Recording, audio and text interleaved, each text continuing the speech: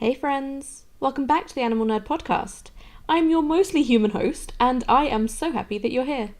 It's time for another one of our bonus minisodes, and I am very excited for this one because I'm about to introduce you to my new celebrity hero, which is a sequence of words I don't think I've ever uttered before.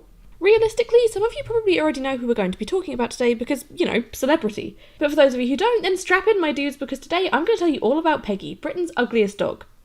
If you're a regular here, then I'm sure you've heard me opine in the past that there's no such thing as an ugly dog. And I still stand by that statement. But that doesn't mean that some dogs don't have a more unique beauty than others. A more acquired taste, if you will. And that's absolutely the case with Peggy. It was in late 2022 when Parrot Print, a London-based photo printing company, decided to launch a competition to find Britain's ugliest dog, with the prize for first place being a makeover and a day of pampering at a doggy spa, which is apparently a thing that exists, followed by a professional photo shoot and a canvas print of one of the pictures.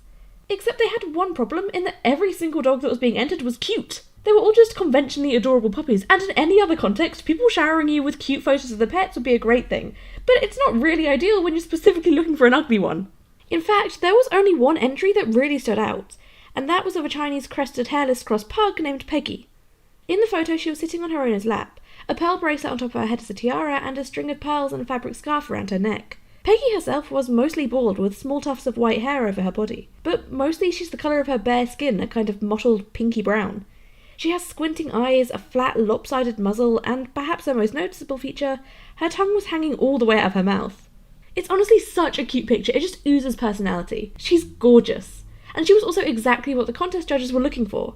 So much so that when it became clear Peggy was the only quote-unquote ugly dog who'd been entered, they shared her photo on social media to show people what they were actually looking for. Beautiful little gremlin freaks. And the attention the posts garnered led to quite a few more entries that were more in line with what Parrot Print were looking for, both from the UK and abroad. Ultimately, it was narrowed down to a few finalists. Of course, there was Peggy, but there were also two French bulldogs, Milo and Marnie, a British bulldog called Winston George, a pug toy poodle cross named Roger, a Chinese crested hairless called Florence, a Brussels Griffon cross Boston Terrier by the name of Jazz, and a pug by the slightly ironic name of Bella. And while I'm sure all of those dogs were wonderfully weird looking, there was never really any question as to who would be crowned winner.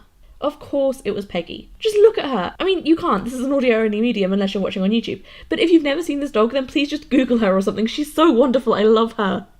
As Parrot Print's founder Matt Dan, who was also the competition's chief judge, put it, we all absolutely adore Peggy. When we launched this contest, I never once thought that we'd find a dog like her who managed to be both so ugly and so cute all at the same time.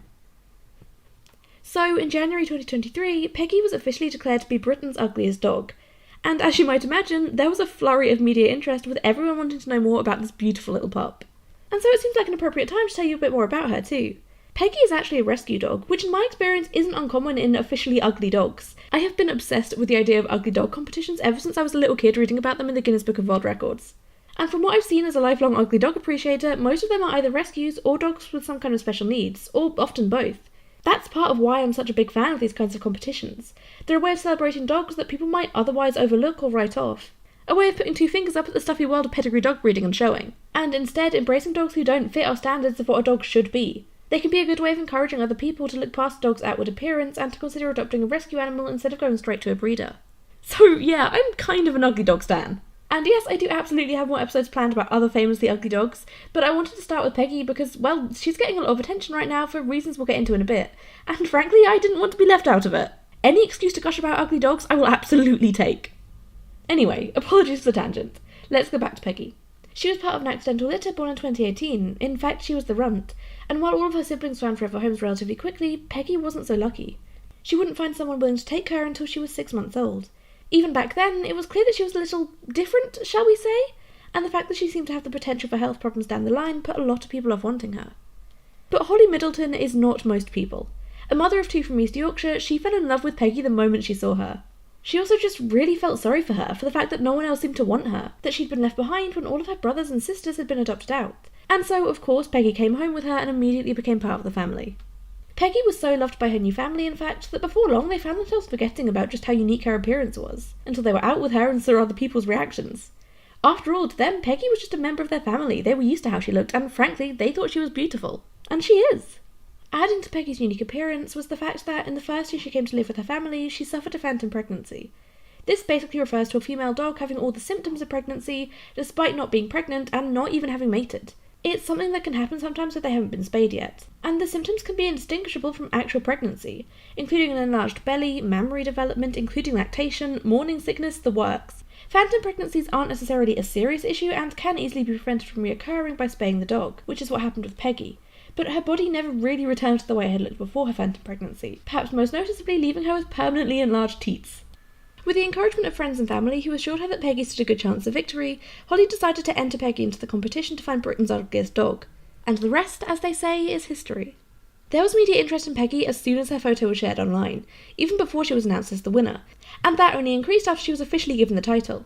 She ended up appearing on BBC Breakfast, the Channel 5 News, ITV's This Morning, BBC Radio 5 Live, and more locally on BBC Look North. And Peggy was never fazed by her TV appearances, taking the bright lights and hubbub of a live TV studio in her stride, which is something that's very in line with her personality. Holly describes her as being laid back, gentle and loving, a dog who loves nothing more than wrapping herself up in a blanket on the sofa and snoring far louder than you'd expect from such a tiny dog. Also, fun fact, if you listen closely to this podcast, then you can sometimes hear my own tiny dog snoring his head off in the background. I try to record around him, but honestly, most of the time he's quieter sleeping than he is awake.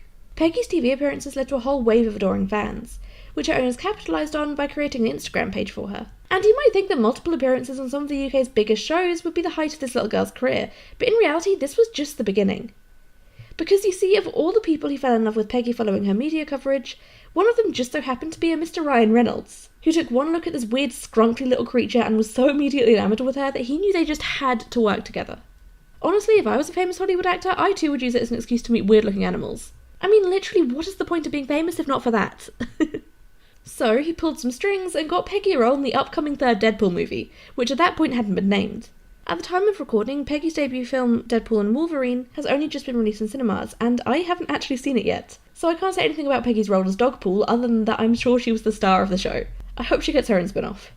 Maybe I should have watched the movie before making this episode, but I've never actually watched any of the MCU films, and I couldn't really be bothered to break that habit for a bonus mini-sode of my weird little podcast that barely anyone even listens to. So if you have watched it, please leave me a comment or something and tell me what you thought of her. Was she a good girl? I need to know.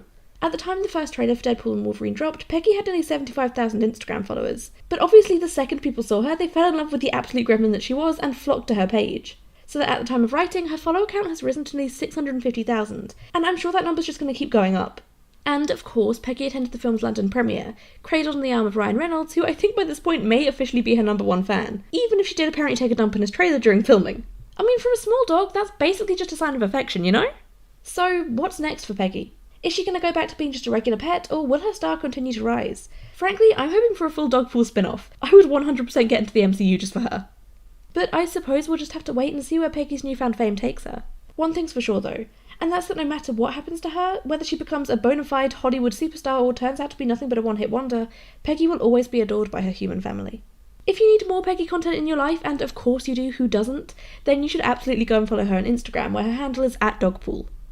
Thank you for listening to this bony mini-sode of the Animal Nerd podcast. Sources used, social medias, and contact info can all be found in the show notes. And if you enjoyed this episode, then please support the show in whatever way you can. It all really helps, and by extension it helps the animal sanctuary I'm involved with. Full episodes come out every single Tuesday, and until then, stay wild, friends!